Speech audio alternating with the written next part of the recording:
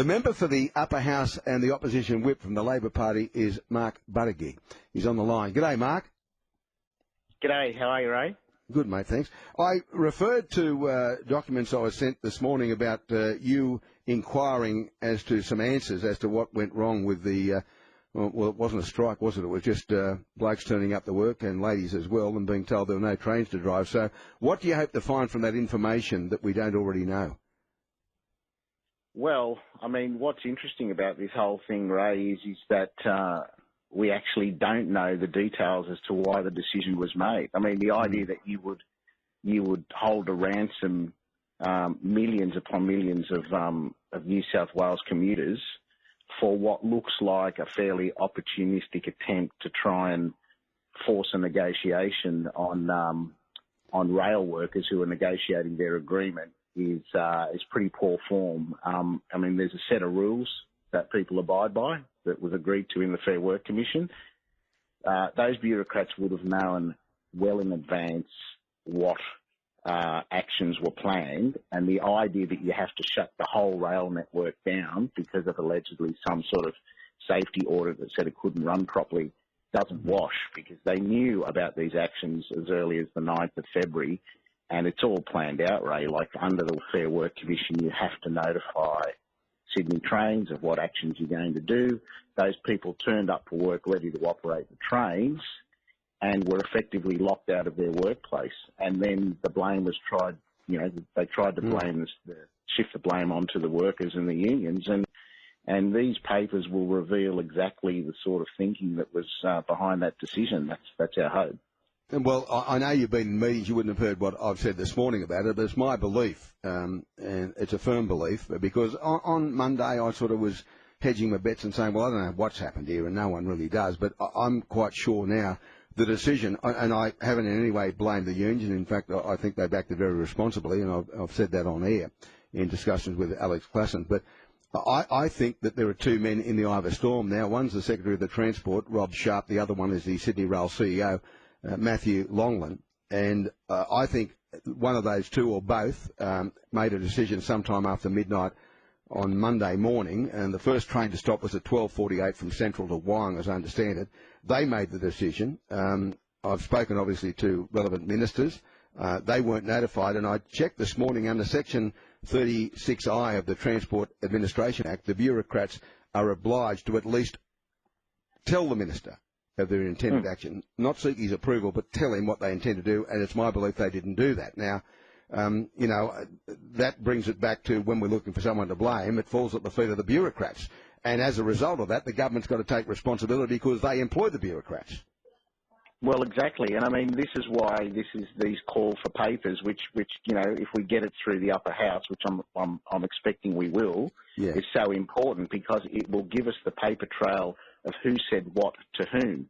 Now, if the minister was contacted and was notified, presumably we'll get that. If he wasn't, then the people you mentioned, as you say, may have something to answer for. But the point is, we just don't know yet. And I asked a question in question time yesterday to the Leader of the Upper House, Damien Tudor, will you apologise to the people of New South Wales for shutting down the rail network? And all he could do was bash the unions and bash the workers who had turned up for work. And it's a legitimate, Ray, this is a legitimate action by people when they're negotiating an agreement. And as you point out, Classens and that union are probably one of the most reasonable unions you'll ever come across. Rarely go on strike, always willing to talk to the relevant minister, keep an open dialogue.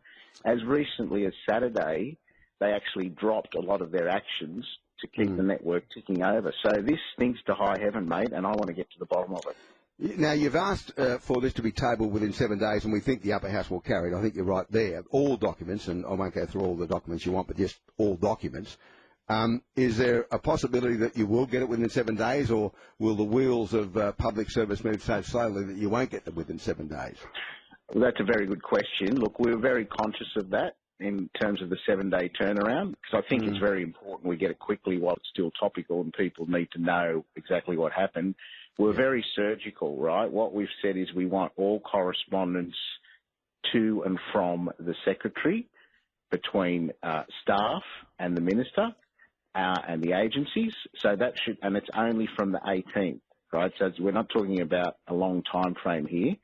And we're going to try and amend that this morning to include this so-called dossier, which was published, I think, in the Herald yesterday or the Telly, I can't remember which one, whereby the minister's in receipt now, or the premier's in receipt of a dossier as to exactly what's happened, so that we know that document exists. So that should just be a push of a button. There's a broader one, which my colleague Daniel Mookie is doing, which is a broader sweep of documents, which we've given them 21 days. But my expectation is that is readily producible, made in 7 days. That shouldn't take much time at all. Well, I tell you what would be critical. There's one, I believe, sent to the Minister's Chief of Staff very late on Sunday night after he'd retired. He went to bed at 11 o'clock. I checked his, not that I normally check what time politicians go to bed or get up, but I thought it was germane to our conversation.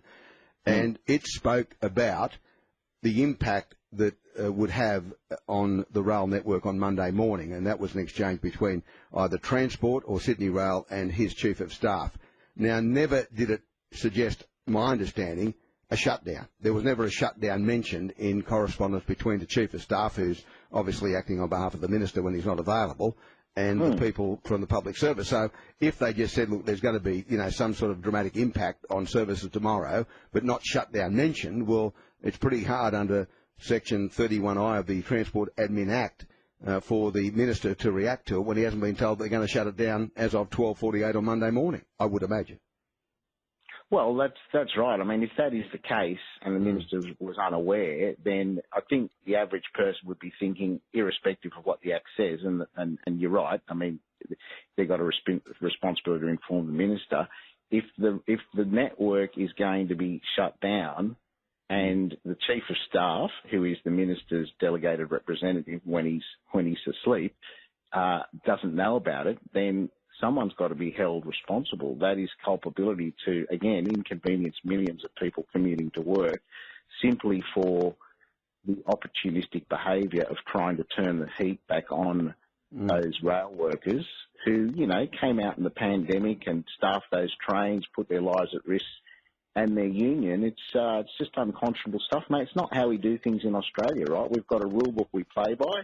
If you're going to take industrial action, you notify the company. Everyone knows how to plan accordingly, and you pursue your case that way. You can't then just spit the dummy and say, "I'll throw out the rule book. I'm just going to shut the rail network down and put the pressure back on the workers." It's just unfair. Well, just in relation to what you said earlier, as you'd imagine, having done this for so long, I deal with some unionists who are stark raving mad.